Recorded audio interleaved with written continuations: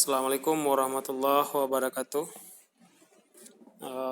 Kali ini kita membahas bab 3 dari mata pelajaran bahasa Indonesia di kelas 11 atau memahami informasi dalam ceramah. Selama ini kita sudah pernah bahkan sudah sering mendengar ceramah baik di sekolah, tempat umum, di masjid gitu kan, menyampaikan informasi-informasi gitu. Nah, sekarang kita disuruh untuk memahami informasi dan permasalahan yang didengar dalam ceramah itu. Nah, sebelum kita membahas apa-apa saja informasi yang terdapat dalam ceramah itu, terlebih dahulu kita lebih baik membahas tentang definisi atau konsep ceramah itu sendiri. Nah, ini dia. Teks ceramah ialah tulisan yang terdiri dari beberapa paragraf yang isinya mengandung informasi baik itu pengetahuan atau ajakan kepada khalayak yang mendengar. Teks ceramah biasanya memiliki pesan yang bertujuan untuk memberikan nasihat, petunjuk atau petuah secara lisan.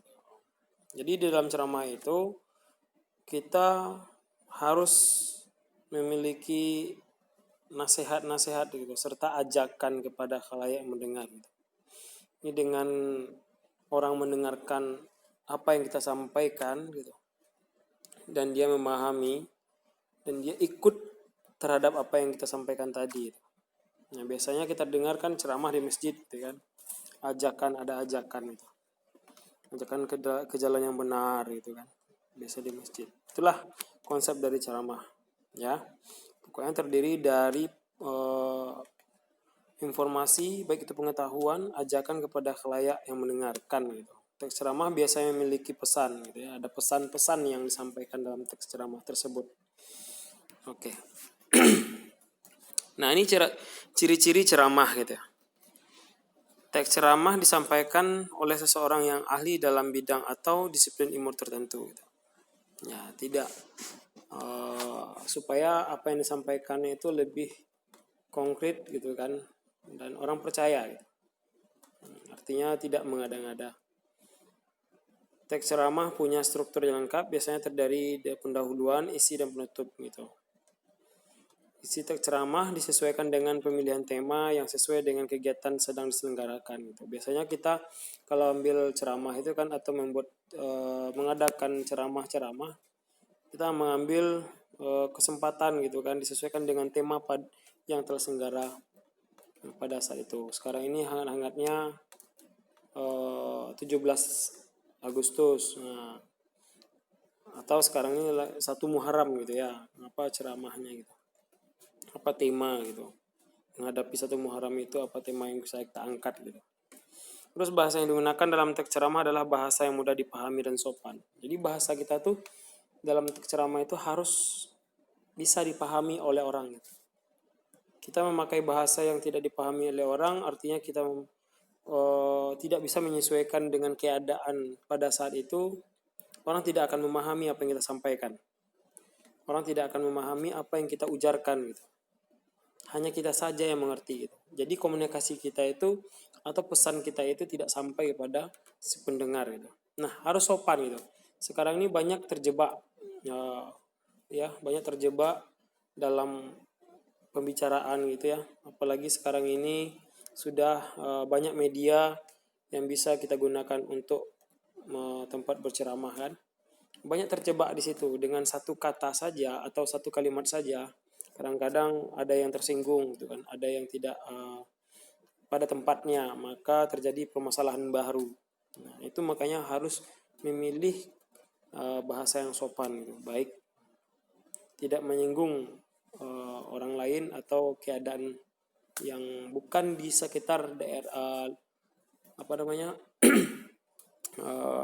bukan sekitar di dalam tempat kita ceramah gitu. Nah, teks ceramah berisi informasi yang bertujuan untuk memberi nasihat, ajakan, menghibur, dan biasanya diterapkan dalam kehidupan sehari-hari. kita harus ada trik supaya orang itu bisa mendengarkan apa yang kita sampaikan. Ya, di samping nasihat, terus ajakan, kita juga harus ada humoris gitu, ada sifat humor dan menghibur supaya orang bisa terus menyimak apa yang kita sampaikan. Kan kadang-kadang ada orang tidur gitu kan dengan ceramah, dia tidur. Nah, jangan biarkan sedikit pun orang tertidur gitu. Bagaimana trik cara kita gitu kan? Nah, itulah ada unsur hiburan sedikit gitu. Nah, ini unsur-unsur ceramah gitu ya. Nah, unsur-unsur yang dalam ceramah itu pertama penceramah ya. Penceramah gitu. Penceramah tadi itu harus ahli dalam bidang yang disampaikannya. Terus pendengar, audiens maksudnya ya. Di sini audio saya buat audien gitu. Nah, kalau sekarang ini tidak terbatas lagi audiennya. Karena sekarang teknologi sudah berjalan. Kita pun berbicara sendiri di satu tempat, setelah itu kita upload atau kita unggah di suatu media sosial. Nah, itu sudah ceramah gitu, sudah menyampaikan gitu. Nah, jadi audien kita itu banyak gitu. Nah, itu yang secara modernnya gitu. Ada yang juga secara klasikalnya itu kan kita mengumpulkan orang di suatu tempat, kita datangkan penceramah tadi gitu kan. Nah, itu kita melakukan kegiatan di situ. Terus materi ceramah masuk juga dalam unsur-unsurnya. Metode. Nah, di sini metode ini ada kadang-kadang ada orang menyampaikan secara hafalan ya. Nah, dihafalnya teks ceramah tadi itu. Nah, sampaikannya. Jadi dia mempersiapkan diri juga gitu. Nah, itu metode yang pertama hafalan. Metode yang kedua itu ada namanya apa namanya tuh? Tunggu sebentar.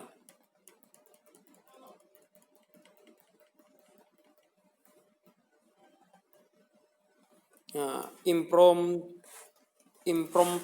ya, yaitu metode ceramah tanpa persiapan. Ya. Jadi serta-merta saja gitu kan. Biasanya penceramah melakukan metode ini sesudah memiliki jam terbang yang ceramah yang cukup tinggi gitu kan. Jadi ada kapanpun siap dia gitu kan. Impromptu gitu. Terus ada juga membaca naskah, itu metodenya. Itu melakukan ceramah dengan naskah lengkap gitu kan. Baca saja naskahnya. Terus extemporan gitu. Yaitu metode ceramah yang menghasilkan pokok-pokok pikiran sebagai catatan pengingat gitu. Dibuat catatan-catatan pengingat nanti bisa mengembangkan dengan nalar kita. Nah, itu metode ceramah. Terus ada media ceramah ini sekarang banyak kali gitu. Ada itu sekarang di YouTube gitu kan, seperti Abdul Somad naiknya kan di YouTube gitu kan. Dia berceramah, dia upload ke YouTube, dia berceramah, dia upload ke YouTube, makanya sehingga orang mendengar seluruhnya gitu, bahkan dunia mendengar ceramahnya. Nah, itu. Jadi tanpa harus kita mengumpulkan orang di suatu tempat gitu. Nah, itu media. Terus alat yang digunakan gitu kan dalam ceramah itu apa saja. Nah, saat ini yang tergantung itu internet gitu kan. Adapun kegiatan ceramah bisa dilakukan secara langsung ataupun direkam sehingga pendengar bisa melihat dari internet atau televisi gitu. Ya kan? Di televisi juga bisa kita gunakan juga. Ada nama sekarang di Instagram gitu, ada nama di YouTube, ada nama di Facebook dan sebagainya gitu. Oke. Nah, juga sekarang lagi saat pandemi ini ceramah orang banyak melakukan daring saja dalam jaringan gitu kan. Ada yang menggunakan Zoom, Meet gitu kan, Google Meet, dan lain-lain. Itu unsur-unsur ceramah. Nah, ini strukturnya. Ya, strukturnya itu jelas ya. Pertama ada pembukaan. Pembukaan ini biasanya kita itu sapaan, ya, bagian berisi salam pembuka, ucapan penghormatan, dan ucapan syukur gitu. Terus pengantar ini di bagian mengarah topik gitu, mengarahkan topik. Biasanya pengantar berasal dari informasi atau berita yang faktual yang masih terkait dengan topik ceramah. Nah, itu pembukaan itu kan. Puja-puji kepada Tuhan, salawat gitu kan, itu di pembukaan. Nah, yang kedua isi ceramah. Isi ceramah ini ada namanya inti gitu ya, berisi paparan dari penceramah, pandangan umum, terus ilustrasi dari materi yang disampaikan. Terus ada juga gagasan berisi ide gitu kan, ide dasar yang ingin disampaikan kepada pendengar. Nah, ceramah yang baik berisi satu gagasan yang benar, yang baik, ya, kemudian dikembangkan menjadi subtopik gitu. Nah, setelah itu penutup. Nah, penutup ini simpulan gitu kan. Salam, setelah itu ucapan minta maaf gitu kan. Nah, simpulan itu. Nah, tadi salam penutup ya. Nah, itu di sini, di penutup ini.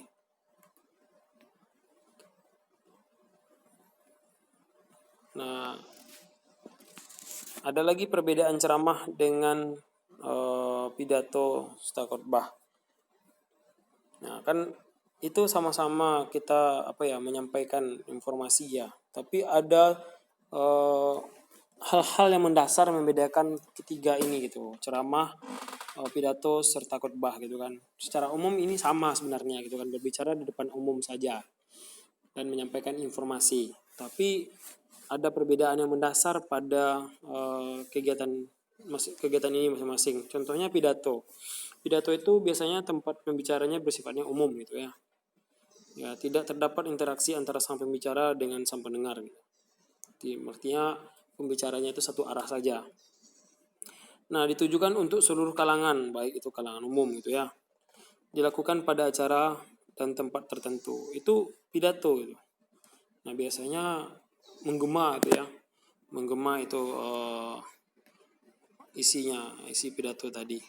Ya, berkoar-koar, bahkan semangatnya pun mengembu atau dalam berpidato. Setelah itu ini khotbah. Khotbah ini juga berbicara di depan umum, tapi hal yang mendasar di sini adalah topik pembicaranya tentang keagamaan tertentu. Ya, kita kan di Indonesia ini banyak agama gitu kan. Contohnya kita di Islam itu khotbah biasanya khotbah Jumat, ya khotbah salat Id, baik itu Idul Fitri maupun Idul Adha gitu kan. Nah, itu khotbah.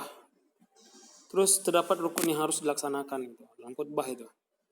Rukunnya tidak terdapat interaksi, sama dengan pidato tadi, tidak dapat interaksi antara sang pembicara dengan sang pendengar sama sekali. Terus ditunjukkan hanya untuk kalangan penganut agama tertentu. Ya, ini kan kegiatan-kegiatan agama saja.